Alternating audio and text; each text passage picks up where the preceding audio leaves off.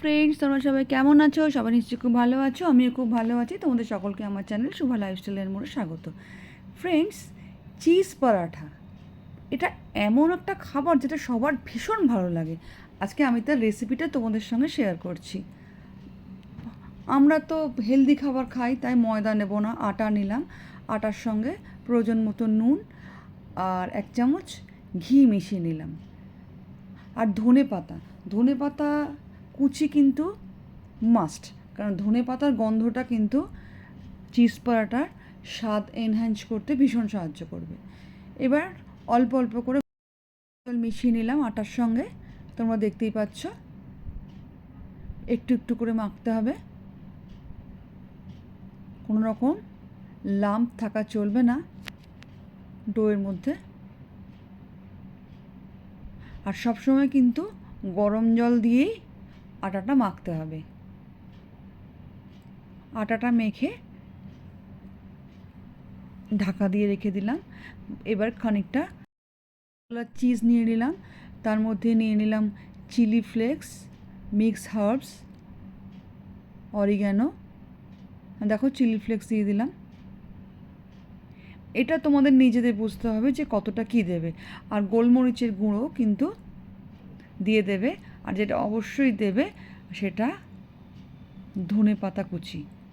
দেখো, আমি আটার ডোয়ের মধ্যেও ধনে পাতা কুচি দিয়েছি, আর চিজের মধ্যেও ধনে পাতা কুচি দিলাম। সব কিছু দিয়ে খুব ভালো করে মাখিয়ে নিলাম। আধা ঘন্টা হয়ে গেছে। এবার আটার ডোটাকে আরও খুব ভালো করে ঠেসে নিলাম। ফ্রেন্ডস, তোমাদের যদি রেসিপিটা ভালো লেগে থাকে তাহলে অবশ্যই লাইক করো, কোনো প্রশ্ন থাকলে অবশ্যই কমেন্ট করো, আর বন্ধুবান্ধবদের সঙ্গে রেসিপিটা শেয়ার করতে পারো, কেননা এটা একটা দুর্দান্ত পরোটার রেসিপি, যেটা বাচ্চা, বয়স্ক, মিডল এজ প্রত্যেকের ভীষণ ভালো লাগবে। আর আমি যে রেসিপিটা তোমাদের দেখাচ্ছি এটা অত্যন্ত হেলদি প্রসেসে তৈরি, কাজেই পরোটা খেলে যে ক্ষতিটা হয় সেটা কিন্তু এটায় মোটেও হবে না। যাই হোক, আমার মনে হলো চিজটা একটু কম হয়েছে, কেননা আরও খানিকটা আটা আমাকে এক্সট্রা মাখতে হয়েছে, তাই আরও খানিকটা চিজ নিলাম। ওই একইভাবে মোজারেলা, চিজ ফ্লেক্স, গোলমরিচের গুঁড়ো আর ধনে পাতা কুচি সব নিয়ে আর মোজারেলা চিজের মধ্যে সব কিছু মাখিয়ে নিলাম। তোমরা দেখতেই পাচ্ছ, খুব ভালো করে প্রত্যেকটা উপকরণ কিন্তু মিশে যেতে হবে, সেই ব্যাপারটা কিন্তু আমাদের খেয়াল রাখতে হবে। চামচের মধ্যে যে চিজটুকু ছিল সেটা নিয়ে নিলাম। এইবার আমরা পরোটাটা তৈরি করব। আমি আগেই বলেছি আমাদের পরোটা কিন্তু enough healthy, pretty much healthy. তো কাজেই তোমরা কিন্তু খেয়াল করো আমি কিভাবে তৈরি করছি।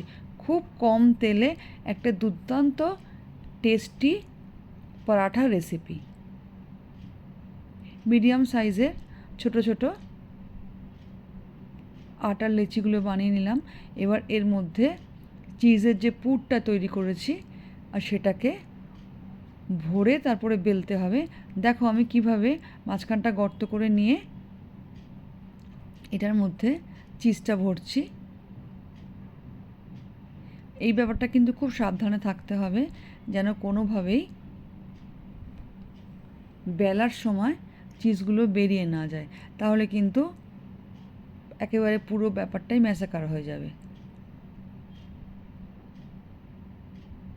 অল্প অল্প করে আটা নিয়ে নিয়ে লেচিটা তৈরি করে ফেললাম।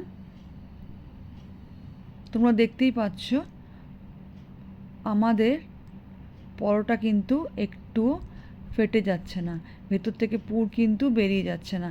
সেইটা কিন্তু খুব ভালো করে খেয়াল রাখতে হবে। সেই রকম অনুযায়ী অল্প অল্প করে আটা দিয়ে পরোটার যে ডোটা সেটা খুব ঠেসে তৈরি করতে হবে।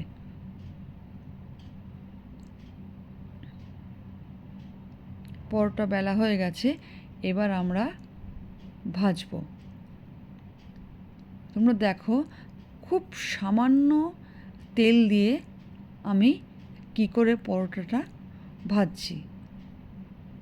তোমরা ভেবো না এই পুরো তেলটাই আমার লাগবে, তবু একটু ছোটো বাটির মধ্যে নিয়ে নিলাম। দেখতে পাচ্ছ একটা পরোটা বেলা হয়ে গেছে। এবার একটা ব্রাশ নিলাম, এবার ব্রাশটা ওই ছোটো বাটির মধ্যে অল্প করে ডুবিয়ে এবার ননস্টিক প্যানের মধ্যে ব্রাশটাকে পুরোটা ছড়িয়ে নিলাম। এবার আমরা পরোটা ভাজবো। দেখো আমি কিন্তু এর বেশি আর একটুও তেল দেবো না, তোমরা দেখতেই পেলে। জাস্ট ব্রাশটাকে তেলের মধ্যে ভিজিয়ে সেটা ননস্টিক প্যানের মধ্যে পুরোটা ছড়িয়ে নিলাম। এবার আমাদের পরোটা ভাজা হচ্ছে। দেখো কম তেলে যেহেতু পরোটাগুলো তৈরি হচ্ছে, কাজেই একটু তোমাদের সময় দিতে হবে, এটা একটু সময় সাপেক্ষ হবে। আমার কাছে এই মুহূর্তে কাঠের স্প্যাচুলা নেই, তাই স্টিলের খুন্তি দিয়েই ভাজতে হচ্ছে। কিন্তু ননস্টিক কড়াইতে একেবারে স্টিলের খুন্তি দেওয়া উচিত না, সেটা আমরা সবাই জানি, তাহলে স্ক্র্যাচ পড়ে যায়। দেখো কিভাবে আস্তে আস্তে ওইটুকু সামান্য তেলের ছোঁয়াতেই আস্তে আস্তে কিভাবে পরোটাটা লাল লাল করে ভাজা হচ্ছে। একটু বেশি সময় দিতে হবে, আমি আগেই বলেছি। তোমরা যদি তাড়াহুড়ো করো, একে কম তেল, তারপর যদি তাড়াহুড়ো করো তাহলে কিন্তু পরোটা কাঁচা থেকে যাবে, মোটেও খেতে ভালো লাগবে না। কাজেই একটু সময় সাপেক্ষ এক একটা পরোটা ভাজা। আর এটা তো অবভিয়াস যে প্রথম পরোটাটা ভাজতে যতটা সময় লাগবে এরপরে কিন্তু এতটা সময় লাগবে না। তোমরা দেখতে পাচ্ছ যেখানটা মনে হচ্ছে যে একটু শুকনো শুকনো, সেখানটা একটু একটু করে ব্রাশটা চেপে দেওয়া হচ্ছে।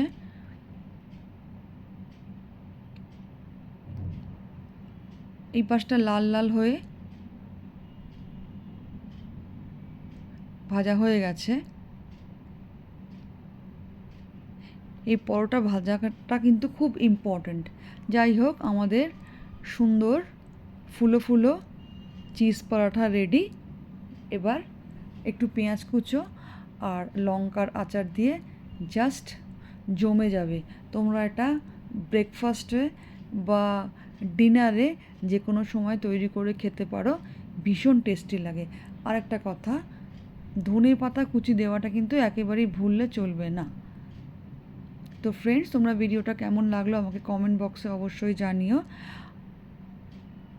আর এরকম নতুন নতুন কিছু রেসিপি আমি পোস্ট করতেই থাকবো। তো তোমরা কিন্তু আমার ভিডিওগুলো খুব মন দিয়ে দেখো, আর কারোর যদি কোনো প্রশ্ন থাকে তাহলে অবশ্যই আমাকে কমেন্ট বক্সে জানিও। আর ফ্রেন্ডস, তোমরা কিন্তু আমার চ্যানেলটাকে সাবস্ক্রাইব করতে ভুলো না। সবাই ভালো থেকো। আর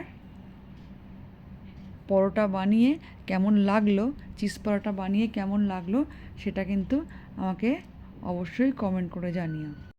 চ্যানেলটাকে সাবস্ক্রাইব করতে কিন্তু কেউ ভুলো না, তোমাদের সাহায্য অবশ্যই